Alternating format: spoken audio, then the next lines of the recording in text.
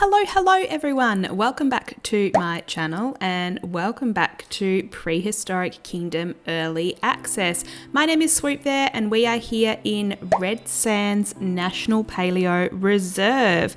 I put a poll out not long ago, well, less than a week ago, I suppose, asking you guys to choose between 4 different names, and Red Sands was the winner. So congratulations to Tidskits4318. You suggested the Red Sands, and that is what was the preferred name. So this park is going to be called that.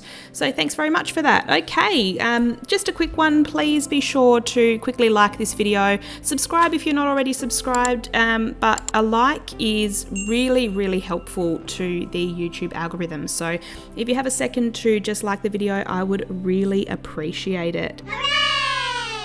Here we are building a carnivore canyon. Now, I went with the name Carnivore Canyon because I did do a Dilophosaurus video not long ago on the channel, and so I didn't want to make it another Dilophosaurus name in the, I guess, the thumbnail or the name of the video, but the canyon itself is for the Dilophosaurus, and now that we have them in game, we actually are able to put them in there. So I'm really happy about that. I'm not going to actually do my facts as I normally would do or talk about the Dilophosaurus too much, because I actually did that in the video not long ago. So if you're keen to hear about the Dilophosaurus itself and some interesting facts, I will link that up the top here, so you can watch that if you want to, but I'm not really going to talk about them too much. So today's video is going to be me sort of chatting a little bit about this park, Red Sands, and how I'm actually going to be building in it, and I guess some of the community involvement that I'm hoping to get from you guys, not in builds but just in opinions and so on. I'm also going to talk a little bit about my building process, so what I'm building at the moment and the Backstage building that I build shortly. I'm also going to have a little bit of a chat about some of the roads and gates that I'm going to put in this park and how I'm going to try and keep them as realistic as possible. And then also we'll have a chat about the logo for Red Sands and how I'm going to get some of the community's opinions on that as well. So let's start off by chatting about the park itself. So Facola Mountain Park was really the first kind of big park, or even zoo if I include Planet Zoo in this as well, that I ever actually have built myself.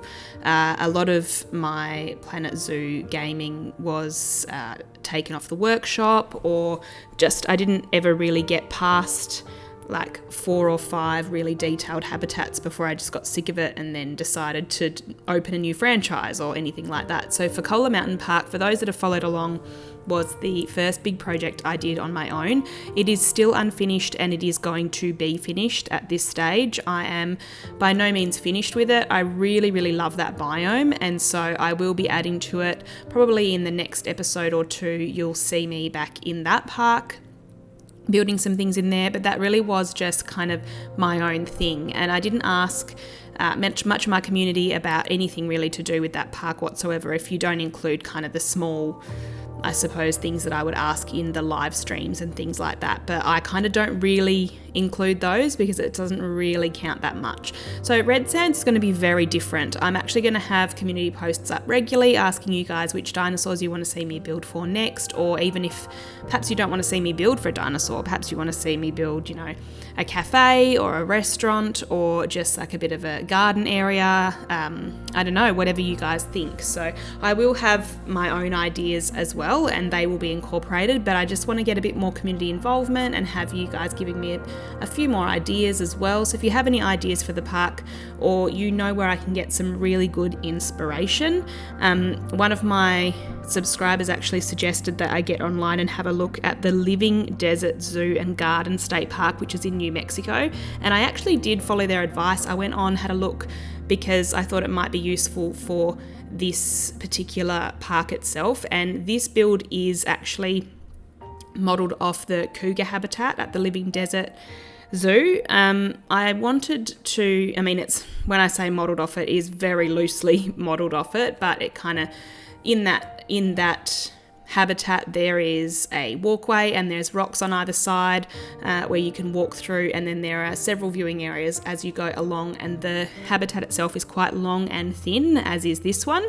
I am aware that a lot of rock can sometimes look slightly unrealistic, but when I was looking at this particular habitat in the Living Desert Zoo, it was all fake rock, and you could tell that, and maybe this is too, maybe that's what they've done for this particular habitat. But it looked really good, and it looked quite realistic, and there was a lot of fake rock, like the whole habitat back wall was all fake rock, and then the walkway where you walk through was all fake rock as well. So I'm going to go with this is kind of slightly realistic. And yeah, I mean, I guess these types of habitats wouldn't be all that common because they would be extremely expensive to set up, but we are talking about a dinosaur park here, so I'm assuming it would be extraordinarily expensive regardless, and whoever has set this up has got quite a bit of money. So if you have any ideas at all, definitely drop them down in the comments. I always read all comments, and I try and respond to all comments as well. It's one of my things I think is really important to really continue to engage with your community. So let me know. I am going to be reading all my comments, and I'll also be putting out some more regular community posts asking even down to things like colour schemes, things like that, what you guys would prefer to see. So as I already mentioned, this habitat is modelled very loosely off the cougar habitat in the Living Desert Zoo in New Mexico, and when I googled that particular park, I actually went for a walk around it. There are some sort of pathways that you can follow, and I really like doing that. I like walking around zoos live and getting some ideas, even just on the internet. You just wander around the zoo and see what they've done with certain habitats, and this particular one was really interesting. Like the walkway itself, not only did it have rocks on either side, but the entire habitat was full of rock, and I just thought that it would be a good one to model off for a sort of a canyon habitat. So this one does have a slightly raised viewing area, and also it does have all of these fences around which are implied electric. I do have some on the top of the back of the canyon as well that are all in-game versus the custom ones that I have put on top of the front of the habitat.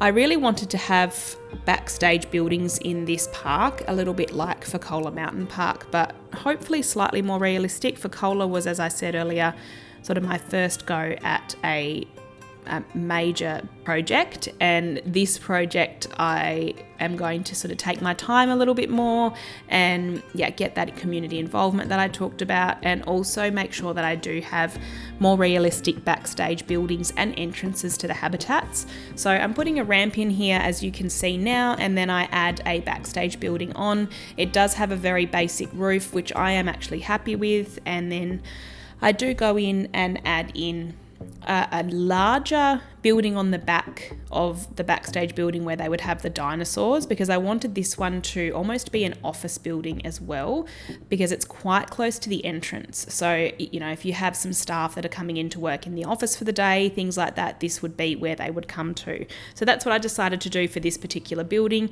Not all my backstage buildings will be as big as the one that I am building now, and I don't intend to make every single backstage building super detailed. This particular building still needs some guttering because I do like to put gutters on. It really does make buildings look realistic, and it doesn't take that long to do.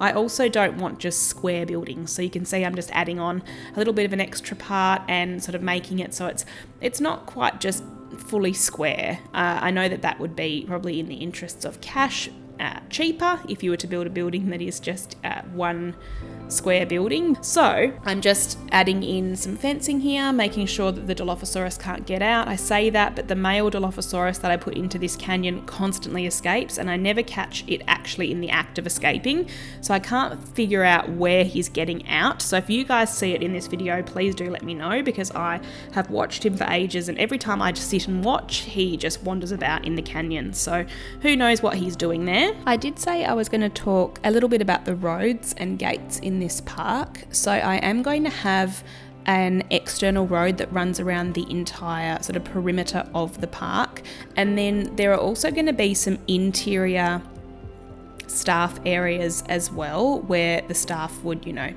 tend to the animals where they have particular habitats that they're attached to, or go and have some lunch in staff rooms and so on. All of that will also be on the interior of the park as well. So where those areas are, I'm going to make it a little bit more realistic than Facola was, where you can actually bring in trucks and cars and I guess, you know, four-wheeler ride-on things that they would probably typically use in big parks like this, because I don't think you would often see the staff in these massive big zoos or parks sort of walking by foot, particularly if they had to go from one side of the park to the other. They would have little vehicles that they would be able to drive along the footpaths and things like that. No doubt it would have a little sound so that the guests could hear them coming, but I did want to include areas where they would be able to park those types of vehicles, and also certain paths that were definitely wide enough for them to actually be able to drive those at the same time as having the guests walking on the same path, because you can't just close off part of the park so that, you know, the staff can drive around it. You need to still have it open. So this park is going to be a little bit more realistic in that aspect. There will be certain areas where the staff can certainly get themselves around and make sure that they are looking after the dinosaurs as best as they are able. Okay, we're coming up on the end of this speed build now. Just before we finish the speed build and we jump into the real-time walkthrough, I did promise I would talk a little bit about the Red Sands logo for this particular park. I am going to design a few different ones, and I will put that up on the community post in the next day or so that you guys can actually vote on which logo you prefer. I did do my own Facola Mountain Park logo and I loved it, but I want you guys to have a lot more involvement in this park. So have a look out for that one and be sure to vote on your favorite logo, and that will be the one that will sit in the corner of all of my YouTube videos for this particular park, and it will also feature maybe on the entrance building. I'm not too sure. It depends how complex the logo is, because I obviously would have to build it custom. So we'll see how we go. But regardless, the name of the park will be on the entrance building. So Red Sands National Paleo Reserve it is. Thank you so much for watching, guys. Don't forget to like the video, and I will see you in the real-time part at the end.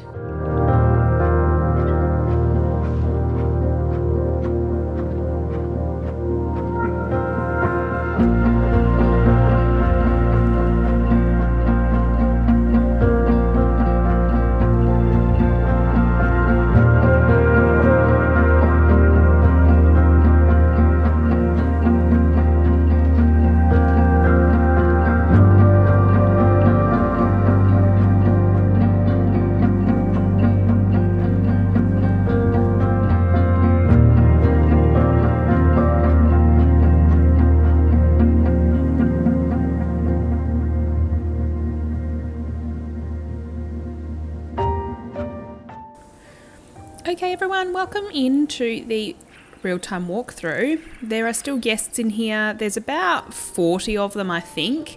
I did put in some extra paths so that there's way less in this area that we're going to walk through, because I didn't want them all crowding around. But they are in here permanently because I cannot get rid of them without deleting the park, basically, or I guess putting all of the stuff that I've built on the workshop, or saving it as prefabs and then putting it all back in without guests. So they're just going to be in here wandering about.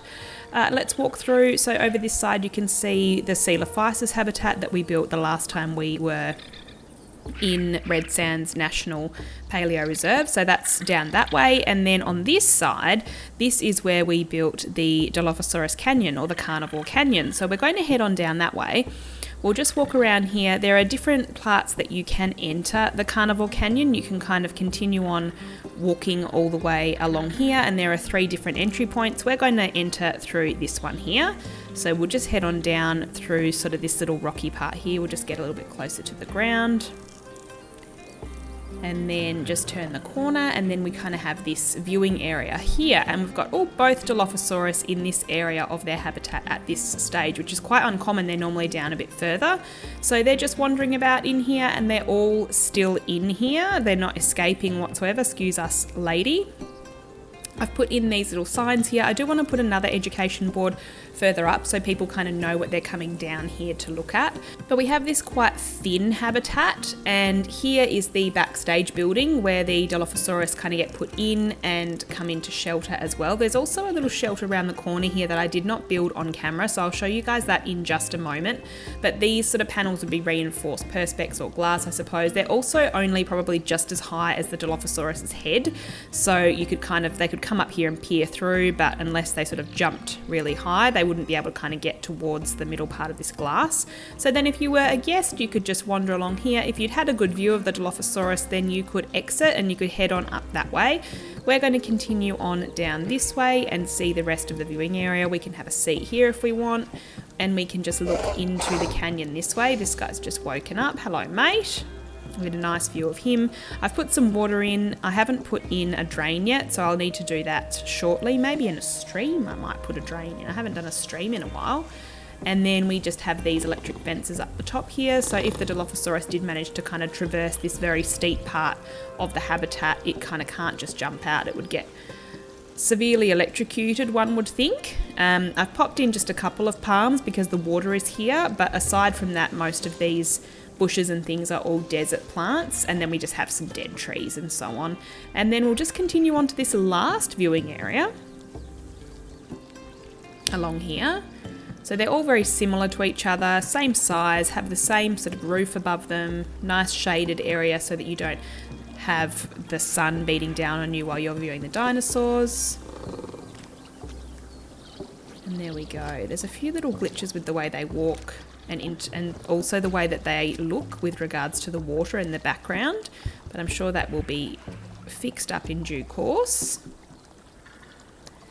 And there we go. So that is the Dilophosaurus viewing area, and then if we were the guests, we could come back out here, and then it opens up to the Dilophosaurus if you haven't seen them yet, or you can continue on around the rest of the park that way. So I will go and show you the backstage building now, and we will also have a look at the inside of the habitat itself. Okay, so here we are in the canyon. This is sort of the end of the canyon here, where the guests can't actually really see this little part around this corner, but there's not really much to see, as you guys can see. There's just a few rocks and plants, and that's about it. But if we continue on this way, we'll kind of follow the lake or the little river here, then you can see where the guest viewing would be. That would be a scary view if ever I would see one. Right in the viewing area here. And then we'll continue on following this little river, and we'll head down towards the end of the viewing, or the end of the habitat itself. And you can see I've put in some shade sails here. I've tried to make them look realistic-ish. It was really tough. I find shade sails really, really tricky. But I wanted them to be up high so the Dilophosaurus couldn't jump on top of them. But I also wanted them to have like respite from the guests and also from the sun. So they have this little area here that they can come and lay down in. I have seen them use it a couple of times. And then this is also the backstage building where they would come in and out. These lights do go red. So I guess depending on if the dinosaurs were in here or if they were coming out this way, these would be turned on or off. But that is the habitat. So it's quite long, but it is, I think, perfect for just 2 Dilophosaurus. Alright, so here we are at the backstage building. This is where you would bring the dinosaurs in. So you would kind of back your truck up to here, and it would fit into this, either this side or this side. These lights would come on, you'd have buttons that turn them on and so on, or even just they'd be automatic depending on if these doors were going up or down, and they would release the dinosaurs into here. There's also then this interior door, and then you have the doors actually into the habitat as well. Now I have put the Dilophosaurus into this area, and they do just stay in here. They don't actually get out at all, so that's quite good. So the back of this building is more of an office area where, you know, a lot of the staff might come and actually work in the office. You have this road that kind of runs down this way, and it will go the perimeter of the park. And then you have this little picnic area where those people that are sort of working in the office for the day can come out and they can sit here and just enjoy themselves. And it also is kind of cordoned off from the road with these little planters here. So we've got this part of the building, and then if I just zoom around to the other side, You can also see I have a secondary cage on this side. Now this is not made for the Dilophosaurus to go into, but there's just a cage around it for safety. So if this door was ever open and there was a Dilophosaurus on the inside of this building and it happened to get into here, then this would already be automatically closed. So whenever that door is open, this one would have to be closed and so on. And then this is just the backstage area for the keepers themselves. So you can see this part of the building has been kind of hit by things and so on, so it's looking a little bit worse for wear in some areas. And then they've just got some stuff kind of laying around. Maybe they're trying to fix up some of these things, so they've got some bricks there, they've got some buckets, some little baskets that I made custom, and then just some of the stuff that they would use to clean the habitat with, and some more buckets and a hose and so on. So that's this little backstage area here. And then they would be able to come out in their little car or four-wheeler or whatever they're using and go either way. So up this way will be the entrance building eventually, and then down this way will be the rest of the park that goes around. So let's zoom on out and show you what I've done so far. Alright, so this is where we're at, guys. This garden bed over here is still way too big, but we are going to fix that up eventually. So here we have the canyon all the way around here, and these are the 3 viewing areas that you kind of walk down into. And then here we have the Dilophosaurus habitat, and then you have the 3 viewing areas on that side as well. So 3 viewing areas for each habitat. Very generous, if I do say so myself. It probably won't be that generous for some of the other habitats. So on this side, or in this little part of the park, there will likely be another habitat on this side, and then possibly one here as well. So if you were to come through this way, you walk in as a guest and you decide to turn this way for your first leg of your journey, you would see 4 dinosaurs in this space. I will probably also likely have a building over here in the future, and that's going to be more of an exhibit building. So thank you so much, guys, for tuning into my channel. I really appreciate your support and all of your kind comments. Do make sure that you let me know what you think of the park so far, what you would like to see me build for next, and also if you have any ideas for Red Sands. Thanks again, guys, and as always, I'll see you in the next one. Take care. Bye.